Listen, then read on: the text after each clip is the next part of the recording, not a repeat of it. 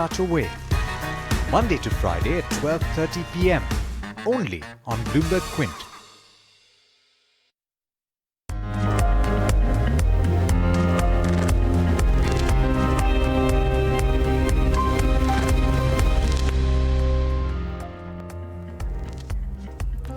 Good morning. You're watching All You Need to Know on Bloomberg Quint Live, and I'm Alex Matthew. First, the headlines. Asian markets are off to a steady start as investors continue to await the outcome of trade talks. U.S. President Donald Trump says that a deal with China is still possible this week as U.S. and Chinese trade representatives engage in a crucial round of talks in Washington. The country's largest lender by asset base, State Bank of India, will report March quarter earnings today. It is expected to return to profit. Remember, it posted a big loss in the same quarter last year. L&T and Eicher Motors will also be reporting their fourth quarter numbers today. And former Finance Minister P. Chidambaram believes that the BJP is likely to lose at least 60 seats in states where it had a sweep in 2014. That's an exclusive. Let's talk about the U.S. markets now. Well, the action on Wall Street was still muted yesterday. Benchmark indices fell for the fourth day in a row. Indices recovered from the day's low after U.S. President Donald Trump said that a deal with China is still possible this week as the tariff deadline looms today. Ed Ludlow of Bloomberg News has this update. U.S. equities fell for a fourth straight day on Thursday, despite comments from President Trump that a trade deal with China was still possible despite an impending deadline, a Friday deadline for the U.S. to raise the level of tariffs against China. All major indices, equity indices, closed in the red, but had climbed off the day's lows after those Trump comments. In terms of where we did close, the S&P 500 is on track for its worst week of the year so far. It closed down by 0.3%. And in terms of where the sell-off came most, it was in technology stocks. Once again, names like Apple, with a big exposure to China, were some of the laggards, as well as Intel after comments from the CEO on Wednesday revising the outlook essentially for growth and margins. That stock continues to sell off. And looking at other indices, the Dow Jones closed down by 0.5%. Names like Boeing, Disney, Coca-Cola all closing lower. The Nasdaq, a similar picture, lower by around 0.5%. More broadly, this risk-off sentiment remains across U.S. financial markets that we've seen all week. In the Treasury space, U.S. 10-year yield down by around 3 basis points to 2.46%. And it's worth noting that the gap between the 3-month and 10-year Treasury rate briefly turned negative on Thursday. Traditionally, that is a recession warning for the market. In the currency space, a mixed picture for the dollar. Looking at the Bloomberg Dollar Spot Index, pretty flat for most of Thursday, but on course for a weekly gain of 0.2%. The yen, traditionally a haven asset, of course, making some gains against the dollar. And the yuan, the Chinese currency, had fallen to its weakest level since January amid those trade concerns and ongoing talks with the US. I briefly want to mention oil. WTI crude did move lower on Thursday, down by around 1%, hovering around $61.60 a barrel. And in terms of what's to come for the rest of the week, on Friday, we get US CPI data for April, the market refocusing on the fundamentals of the US economy. Ed Ludlow, Bloomberg News, San Francisco. All right, now the big talking point, of course, is the U.S.-China trade talks. Chinese Trade Representative Liu He arrived in Washington as trade talks reached a crucial juncture. Remember, the impending deadline for the hike in tariffs on Chinese goods is today, and President Trump has expressed hope that the deal can be reached this week itself. Jody Schneider of Bloomberg News brings you this update. We're certainly hearing different things from President Trump. On the one hand, he's saying that a deal is still possible this week. But of course, with that threat of tariffs out there, it really means that the stances are hardening. And it's hard to see them being able to come to a deal in the next few days. So it's really, I think, a matter of whether President Trump wants to make good on that threat about the tariffs. And we'll see whether he intends that. Obviously, if that happens, China has said that it will go ahead and invoke retaliatory tariffs on its side. So it raises the stakes a great deal. President Trump also seemed to signal yesterday that he wants to blame China for the lack of progress in the talks lately. He said at a rally yesterday that China broke the deal. So lots of tough words on both sides, although his most recent comments were somewhat more softer in tone, saying that he could still come to a deal this week.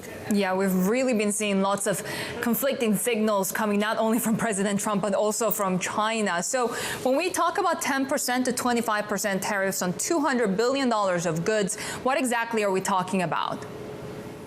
Yeah, that's a significant increase, and economists are telling us that that really would raise the stakes significantly. That so far, the 10% tariffs that have taken effect have hurt a little bit, and in some places with the farm states, for instance, in the U.S., but not that much. But that if the full 25% took effect on $200 billion worth of Chinese goods, that would have a big effect. Also, the president has said that he wants to also look at putting into effect another 25% tariffs on $300 billion worth of goods where we have not yet seen those goods affected, and that would affect consumers. There's a lot of concern that would affect U.S. consumers as well in terms of prices on things like computers and smartphones. Economists are saying that if the full U.S.-China tariffs take effect, China retaliates, it could take as much as 0.5% off global GDP.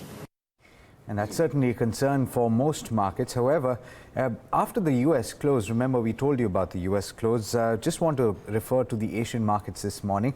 Just about 15-20 minutes back, we saw the three early risers. That's the Kospi in South Korea, the Nikkei in Japan, and of course the Australian benchmark were all trading just about steady and marginally positive. That has been reinforced with the opening of the Chinese markets, which have opened in the green. You have the Hang Seng also, which is gaining about 1% in early trade. All of this might change, of course, over the course of the day if we get any more updates on the trade talks that are ongoing in Washington. And of course, over the weekend, a lot could change if a positive development doesn't come out of those talks. But Darshan Mehta is here to tell you about the day's trade and also what's happening in the futures and options space. Darshan, surprisingly, the Asian markets are looking a little resilient today, or maybe it's a bounce back considering the kind of sell-off that has been across the board. How are we looking today? Yeah, so as of now, if you see, we've been down. The Nifty has been down for the 7th straight day, if you take yesterday's close. And Reliance itself is down 10% in the last 4 trading sessions. So this month, every day we've ended with a negative bias, and 1/4 of it is only on account of Reliance. So we'll watch out for what happens with Reliance. Overall, we also set to be look for a stable start, but it will have a negative bias because that's what the SGX Nifty is indicating. Pull up the SGX Nifty and that's indicating a negative outlook of 26 points. Obviously, there's 2 hours to go for the markets to open, but that can change. But the overall trend certainly seems to be on the negative side. Again, a 57-point cut on the Nifty. And what we've seen is that at least for this month itself, the Nifty is underperforming both the mid cap and the small cap end of the market because the large players, like a Reliance and a TCS and ICICI Bank, they have actually corrected significantly, and that's putting in a lot of weight on the Nifty on the downside. And remember, these were the stocks that managed to rally significantly. Surprisingly, the PSU banking pack was a little resilient. The Nifty Bank was down on account of weakness as far as ICICI Bank was concerned. So that's the trade setup. Overall, what happened as far as the ADR is concerned, most of them ended with a negative bias. Infosys, Dr. Reddy's were down in trade, or close to 2% in trade. HDFC Bank was the only one that ended. The banks, in fact, ICICI Bank and HDFC Bank ended with a positive bias. So that's the trend that we're seeing as far as the ADR is concerned. Now, flows, FI sold in another 655 crores in the cash market. DI sold in they bought in another 678 crores in the cash market. So FIs have been sellers and DIs have been buyers in the market. Now, if you're looking at what contributed, again, 57 points down on the Nifty, but 36 points out of it was contributed solely by Reliance. The HDFC twin contributed negatively, and Kotak Mahindra Bank, after hitting a 52-week high, was down in trade. What contributed positively? Yes Bank and Z, after a disastrous few days, they managed to bounce back. Bajaj Finance managed to bounce back from the red, and TCS was the one that managed to hold the market. So overall, 57 points down on the Nifty. How is the F&O market panned out at this point of time? Again, fresh short positions are being taken over the past few days. If you're looking at the Nifty 50, there was a long unwinding that was seen. Open interest was down 5%. The index was down almost 0.5%. So fresh short positions have not yet come on the market. The Nifty Bank, similar story, long unwinding scene. We are below the 29,000 mark in trade, at least as far as the futures are concerned. As far as where positions are being built, you can clearly see that the call writers are extremely aggressive from 11,400 right up to higher level. They are putting in the pressure on the market, and put writers are now active from 11,300 to lower level. But it seems that the bears have the market in the grip at this point of time. What happened in trade yesterday, given the fact that the market again corrected significantly, put writers are forced to cut positions at every level, and call writers are becoming much more active in trade. That's the setup for you. As far as the PCR is the VIX is concerned, the VIX was down by 3%. Not much happening on the VIX itself because the market is looking rather weak. The PCR actually was stayed at the same level as far as the Nifty is concerned, but still above the 1 level, which means that the market is pretty much balanced. As far as new in the F&O ban, stock in the F&O ban is concerned, Jet Airways, after a 12% move yesterday, is in the F&O ban. Couple of companies we want to highlight in which open interest build-up was high. Again, fresh buying was seen in counters like Infibeam, Hexaware on decent open interest build-up. Fresh shorts were seen on Apollo Tyres and Voltas. Apollo Tyres, because of the number, Voltas came out with a very poor set of numbers after market hours, probably could react negatively. And counters in which Bharti Airtel post the numbers is seeing a lot of long unwinding that is happening. BHAL saw a little bit of short covering that came in, while the other counters like GAIL and Havells India saw short covering in trade yesterday. Thanks so much for that, Darshan. Well, let's look at what's making headlines across the globe. Sue Keenan of Bloomberg News brings you the first word headlines. We start with the U.S. Air Force, which has tested a second unarmed ICBM this month, but denies the launches have anything to do with renewed missile firings by North Korea. The Minuteman rocket flew almost 7,000 kilometers over the Pacific to an atoll in the Marshall Islands. This to test the accuracy of the system and to demonstrate what authorities said is a robust nuclear deterrent. U.S. authorities, meanwhile, have seized a North Korean cargo ship it says was involved in sanctions violations. The Wise Honest, the name of the ship, was detained in Indonesia in April last year and will now be moved to American Samoa. The Department of Justice says it was used to transport North Korean coal to China, Russia, and other countries to generate badly needed revenue for Pyongyang. It's claimed its true ownership was disguised to avoid suspicion. A Chinese citizen has been indicted for aiding a massive computer hack at health insurer Anthem in one of the biggest thefts of consumer medical data in U.S. history. The indictment accuses 32-year-old Fuji Wang of helping a hacking group in China infiltrate computer systems at Anthem and 3 other U.S. businesses back in 2015. The hack gained access to personal data on nearly 80 million people at Anthem alone. Global news 24 hours a day, on air and at TikTok, on Twitter, powered by more than 2,700 journalists and analysts in more than 120 countries. I'm Sue Keenan. This is Bloomberg. We guided the street for 9.5 to 11.5. We exceeded the top end of the guidance in terms of revenue. This quarter has been extremely good, 3.3% constant currency growth, on top of a 5.6% in the last quarter. Right. And our all the new services, new generation services, which is our Mode 2, that's grown over 28% year on year. Right. So all the investments that we've made in building capabilities and competencies has really is showing great results. And that's the reason you see our bookings have gone up.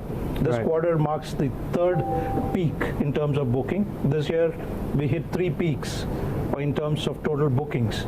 So all of that is what is giving us confidence to guide for a 14 to 16%. And when you talk specifically to the IBM deal, we expect it to get consummated by the end of this month or maybe 1st of June. And we have baked in that in our projections. Right. Of the 14 to 16, 7 to 9% will be organic growth, Right. and another 7% will be inorganic, which includes the IBM deal and the flow-through impact of some of the acquisitions Okay. that we've done in the past. Okay, all right. But Prateek, when it comes to this particular quarter, it hasn't been without challenges. I'm looking at the sequential growth in your employee benefit costs as well as outsourcing costs, and because of which we've seen a sequential decline in margins. How are you reading into this? So, Agam, I think, first of all, to that 7% of IBM deal plus the other flow-through impact. I should say that it is assuming that the deal closes at the end of this month, May. Sure. All right. So in case it doesn't, because there are regulatory approvals required, right, which are close to happening, but if it doesn't, then the number would be sort of adjusted. It would, yes. Coming back to the question about Q4, which we just ended, that is really, there is a slight decline on a quarter-on-quarter basis, but most of that, 2/3 of that decline is really because of one factor, which is the forex volatility. Okay. So the rupee was, during the October to December quarter touched a high of 74 and things like that. That came down to something like an average of 70 during Jan to March period. So that was largely the reason for that. Okay. And as far as this one, there is also a seasonality that we have in the products business that contributed the rest really. Okay, L&T will report its numbers today. As far as the top line is concerned, we are seeing a growth of almost 8%, profit growth of 7%, and EBITDA growth of 11%, which means margin will be pretty much similar at 13.5%. Now, the guidance that they had given at the start of the year, and this year they've actually been able to maintain it. The revenue guidance was 12 to 15%. The order inflow guidance was 10 to 12%. Now, what has happened is, because since they now don't give any kind of exact numbers, they give buckets in which orders have come in. So the broad range that we have, according to the orders that they've given, is anywhere between 47,000, is close to 55,800 crores. That's the median. They need anywhere between 47,900 to 50,900 crores in the fourth quarter to meet the guidance. So in any way, probably in most cases, they will meet the order inflow guidance this time around. As far as the revenue guidance is concerned, they had guided for 12 to 15% growth, and you have to watch out for a number of 38,170 to 41,770 crores of top line that will come in this quarter to meet the guidance. So pretty much it seems that L&T, as per our expectation, will even meet that. Infrastructure and hydrocarbons are the segments that will lead revenues for the company. There was a strong order book at the start of the quarter, and that will add to the company. Execution is better, the product mix is better, and that is why margins will come in higher. Fourth quarter seasonally is the very strongest quarter for L&T. And what do you watch out for? What they talk about in terms of the commodity prices, how will that impact margins going ahead, and what's the guidance for FY20? Like other auto companies, Eicher Motors also is expected to report weak set of numbers, be it the standalone business or the consolidated business. We are expecting weakness in double digits. In fact, if you look at the EBITDA and the profits, we are expecting 11 and 14% decline on a year-on-year basis. Revenues also would be seen lower by nearly 4% at a level of nearly 2,424 crores. Of course, this is supported by the fact that we had some price hikes in the fourth quarter, because of which the top line, would not fall as much as, the operating profits and the net profits. If you look at the fourth quarter, the key factors that will be impacting the earnings and the margins would be the decline in Royal Enfield volumes. We have seen almost a 14% decline in the fourth quarter as far as Royal Enfield volumes are concerned. Of course, as I was mentioning earlier, 2 to 3% price hike done by Royal Enfield, as well as Eicher Motors on an overall basis, according to analysts, should support their overall margin profile. Margins for Eicher Motors are seen at 29.2% for the consolidated business versus a level of 31.5% same period last year. As far as the key issues to watch out for, the thing would be about Royal Enfield. We have seen a decline coming in for the Royal Enfield business for the past few months. What is the management outlook there? And, for markets like Kerala and South India, which have been, getting impacted because of cyclone and heavy rains, something, related to that on demand trends would be important factor to watch out for, apart from the overall earning. There are a number of important earnings that we'll be looking at today, starting with Voltas, which came in with below estimates numbers. The net profits are down 28% at 140 crores. Margins stand at 7% versus 12%, and raw material as a percentage of sales is at 44% compared to 36%. There was a deferred tax reversal of 33.8 crores in the current quarter. Then we have Mahanagar Gas, which came in with a weak set of numbers. Their revenues are up 23% at 723 crores, and margins are at 29.6% versus 30%. They had a volume growth of 9% at 3 SCMD. Then we have PNB Housing Finance, which came in with a very good result. Their net interest income is up 17% at 465 crores. Net profit is up 51% at 380 crores. And the board approves raising 10,000 crore rupees via NCDs and raising up to $1 billion by external commercial borrowings. Then we have Dalmia Bharat, which again came in with a good set of numbers. Their revenues are up 8% at 2,842 crores. EBITDA margins are at 23.8% versus 21.1%. And net profit is up 78% to 228 crores.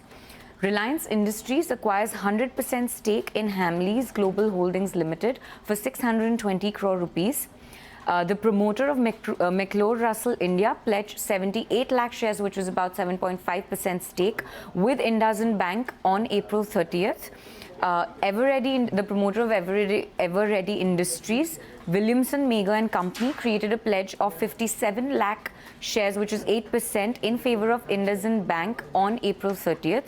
And lastly, Welspun Corp to consider share buyback proposal on May 14th. The government may have cut its expenditure by about 1 lakh crore rupees in FY19 to meet its fiscal deficit target due to shortfall in tax revenues. The government has seen or witnessed a shortfall of about 1.6 lakh crore rupees in both direct and indirect taxes, and for the government to meet its fiscal deficit target of 3.4% of the GDP, the government would have cut its expenditure in the previous financial year and would have rerouted or adjusted its unutilized fund which was allocated to various departments or other government ministries. On the direct tax side, the government has managed to achieve 11.38 lakh crore rupees in direct tax collections, against the direct tax collection target of 12 lakh crore rupees for FY19. Remember, the government had revised its direct tax collection target by 50,000 crore rupees, anticipating better corporate tax collections. So the government has managed to meet about 99% of its corporate direct tax collection target, but there's been a shortfall in the personal income tax collections, and the reason for this is that the government had given itself an ambitious growth target in personal income tax, keeping under consideration the higher growth post demonetization years. So now there's been a shortfall of about 62,000 crore rupees in direct tax collection targets. On the indirect tax collection side, the government has again missed its target, and the CGST collections were about 4.6 lakh crore rupees in FY19 against the target of 5 lakh crore rupees.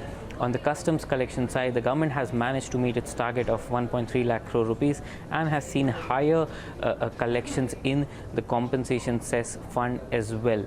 But the overall shortfall in the direct tax collection target is of 10% and of the targeted 10.45 lakh crore rupees in indirect tax collections. North Indian states fall under three categories. One is Hindi knowing states, which is Gujarat, Maharashtra, Punjab. Second is Hindi speaking states, Rajasthan, Haryana, Himachal, Uttarakhand, Uttar Pradesh, Madhya Pradesh, Bihar, Chhattisgarh, Jharkhand. Even category 2 is to be divided into two subcategories. One, where the fight is between BJP and Congress. The other is fight between BJP and another powerful alliance. So actually there are three categories, 1, 2A and 2B. I think the results will be very different for these three boxes.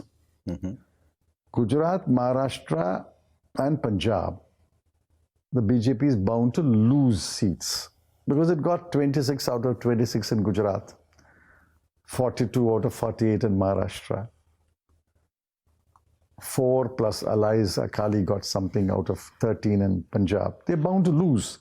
They can't improve upon the tally. Therefore, net, There will be losers in these 3 states. Then we come to the Hindi states where the fight is between BJP and Congress.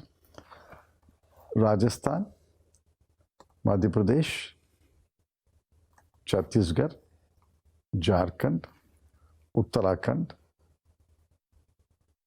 and Himachal Pradesh. Did I say Haryana?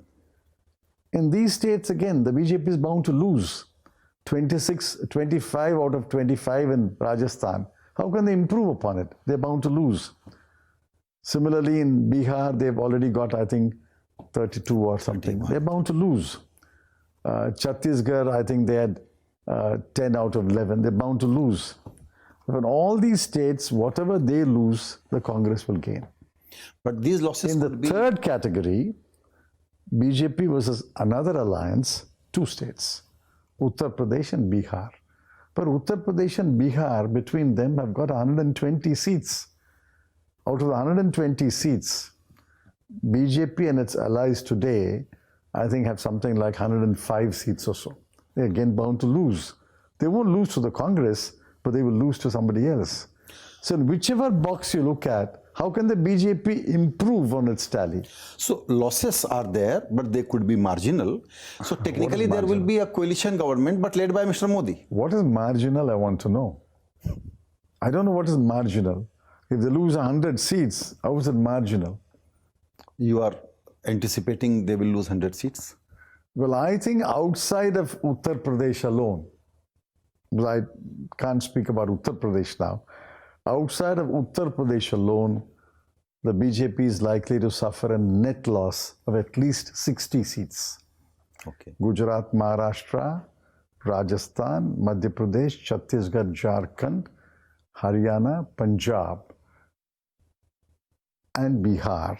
They're likely to lose 60 seats. Sounds very reasonable number. Yeah, that's why I'm saying it's not an minuscule number. It's not an insignificant number. In Uttar Pradesh, 5 rounds are over. Gadbandhan is doing very well, I'm told. I mean, Congress is not doing so well, but the Gadbandhan is doing very well. Let's assume, for the sake of argument, that the Gadbandhan is able to take away 50 seats. The entire 50 is going to come out of the BJP's quota. Because the Gadbandhan today, SP has got 5 and BSP has got 0. Correct. So if they take away 50 seats, they will have to take it away only from the BJP and its ally, Apna Dal, who have got 73 seats. I don't know how many they will take away, but if they take away anything like 45 or 50 seats, that's a huge blow to the BJP. All right, more political coverage, of course, available on the website BloombergQuint.com. Apart from that, several other stories that you should consider reading. First up, US fast food chain McDonald's has said that it has reached an out-of-court settlement with estranged partner Vikram Bakshi, buying out the former partner from their joint venture that operated outlets of the chain in the north and east of India.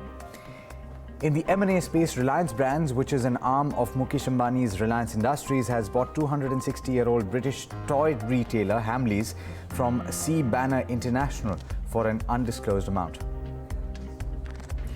That's all you need to know going into trade today. Do stay tuned, though, as there's a lot more that will come up over the course of the day. This is Bloomberg Quint.